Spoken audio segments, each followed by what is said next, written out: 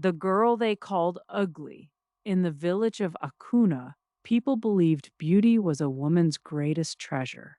They praised women with smooth skin, expensive beads, and hair so long it nearly touched their waists.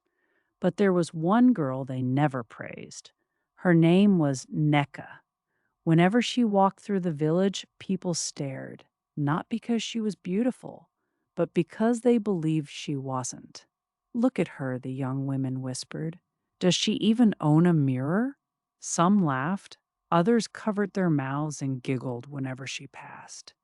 Nneka heard everything, but she kept walking because nobody knew what she carried inside her heart. Nneka lived with her mother and her sick father in a small mud house at the edge of the village. Her father had once been a strong farmer, but illness had taken away his strength. He could no longer work. The family had almost nothing. One evening, as Nneka sat beside her father's mat, he looked at her with tears in his eyes. "My daughter," he whispered, "I am sorry I cannot give you the life you deserve." Nneka squeezed his hand. "Father, you gave me something greater." He looked at her. "What?" "Life." Her father smiled weakly.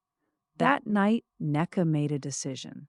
The next morning, she took the little jewelry her mother had given her and sold it. With the money, she bought a small basket of vegetables. Then she walked to the market. But when she arrived, the laughter started again. Who will marry a girl who looks like that? Maybe she thinks selling vegetables will make her beautiful.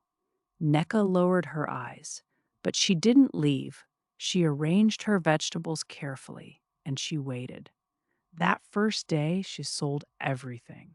The next day, she bought twice as much, then 3 times as much.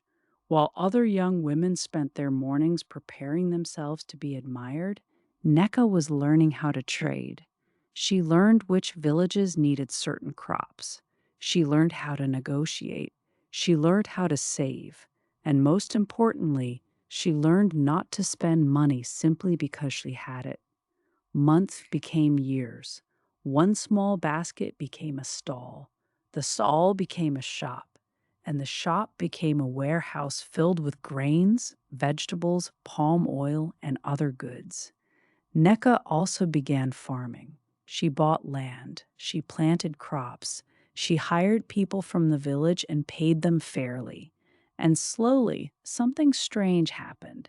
The same people who once laughed when she passed began greeting her respectfully. But Nneka never forgot the laughter. One afternoon, a group of women passed her shop. One of them whispered, "Is that really Nneka?" Another stared at the large building behind her. "It is. But how?" Nneka simply smiled. She had stopped asking the world for permission to succeed. Then one morning, the village received unexpected news. Obina, the wealthiest young man in Akunna, was returning home. Every unmarried woman prepared herself. Some wore their finest clothes, others decorated their hair with beads. They gathered near the village square, hoping Obina would notice them. But when Obina arrived, he did something nobody expected. He ignored the women standing there. Instead, he walked toward the market. He had heard about Nneka. He wanted to meet her. When he reached her shop, he found her helping an elderly woman carry a heavy sack. "Nneka?" She turned. "Yes?" Obina smiled. "I have heard many things about you." Nneka laughed softly. "Hopefully, not all of them are true." He laughed. Then he became serious. "I heard you built this business from nothing." "I tried." "I heard you paid for your father's treatment." "I did." "And I heard that when people laughed at you, you never stopped working." Nneka looked away. "I had no time to stop." Obina nodded. Then he said something that silenced everyone nearby. "Your face may not be the first thing people notice about you." Nneka's smile disappeared. "But your character is impossible to miss." The village became silent. Obina continued, I don't want a woman who will simply look beautiful beside me. He extended his hand. I want someone who can build with me. Nneka looked at his hand. Then she looked toward the villagers. The same people who had once laughed at her were now watching in silence. She remembered every insult, every painful walk home, every night she had cried where nobody could see her. Then she smiled, not because she had finally become beautiful in their eyes, but because she had realized something. She had never been ugly. The village had simply been too shallow to see her beauty.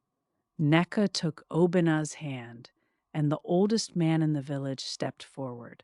He looked at the crowd and said, Let this be a lesson to every child here. Never judge a seed because it is small. Never mock a tree because it has not yet grown. And never measure a person's worth by what your eyes can see.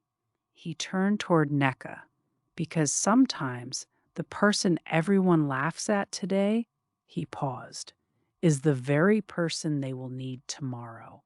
From that day, Akunna changed. Parents stopped teaching their daughters that beauty was enough. They taught them to learn, to work, to build, to become independent. And whenever someone in the village was mocked for being poor, different, or unattractive,